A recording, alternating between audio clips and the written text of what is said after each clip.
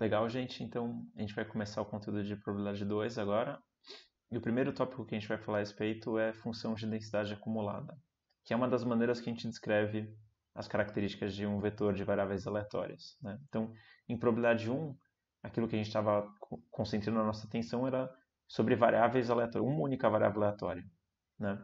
E agora a gente vai tentar entender vetores de variáveis aleatórias. Então, a gente vai tentar construir um modelo que tem várias variáveis aleatórias e a gente consegue descrever uma situação mais complexa usando todas elas, tá bom?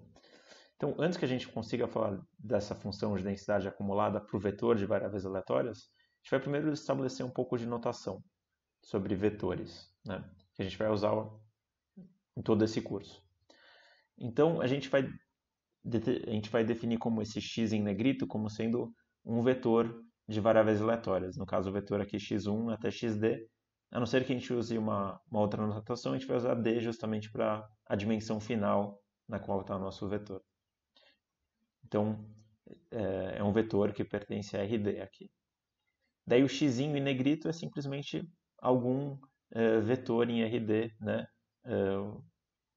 que está indexado aqui por x1, xd. Então, cada um desses x'inhos aqui é um número real.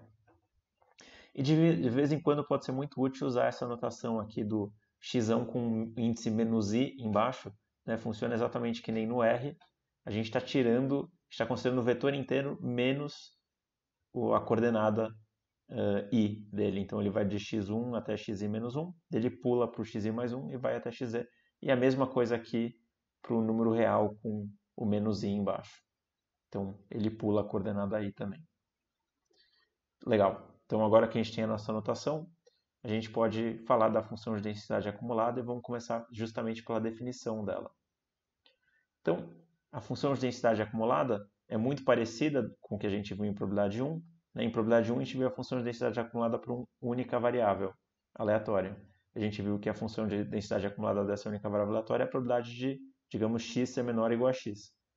Então, a função de densidade acumulada conjunta para um vetor, no caso, calculada em um vetor aqui, ela é simplesmente a probabilidade de cada variável aleatória ser menor do que a coordenada correspondente no vetorzinho x.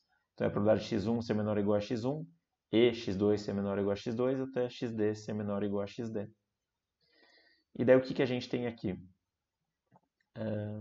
Basicamente, se a gente for desenhar a figura da área que a gente está calculando, é simplesmente toda a área embaixo de um ponto, né? Que forma uma espécie de um retângulo infinito. Mas a gente já vai ver como a gente vai fazer isso num exemplo agora. Então, vamos pensar agora em um vetor de variáveis aleatórias contínuas e tentar entender como é essa função de densidade acumulada. E uma coisa interessante é que ela tem toda a informação sobre a distribuição desse vetor de variáveis aleatórias. Então, muitas vezes, ao invés de pensar no vetor de variáveis aleatórias, a gente vai pensar só na acumulada, como tem toda a informação que a gente está interessado. Então, esse é o primeiro exemplo que a gente vai considerar aqui. Lembra que aqui a gente tem o nosso espaço amostral. Né? O nosso espaço amostral são dois números no intervalo 0, 1.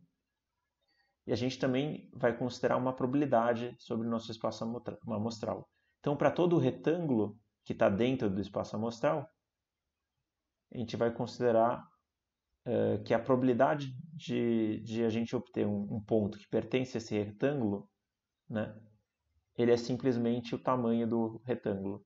Onde o tamanho do retângulo é simplesmente o comprimento vezes a altura, né? B1 menos A1 vezes B2 menos A2. E assim a gente definiu, então, basicamente uma distribuição uniforme sobre esse quadrado de 0,1 por 0,1.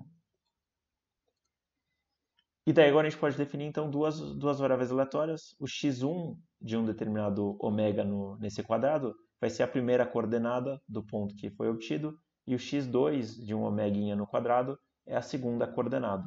Né? Então é como se o x1 fosse a coordenada no eixo x e o x2 fosse a coordenada no eixo y. E agora a gente vai poder construir a acumulada do x1 x2.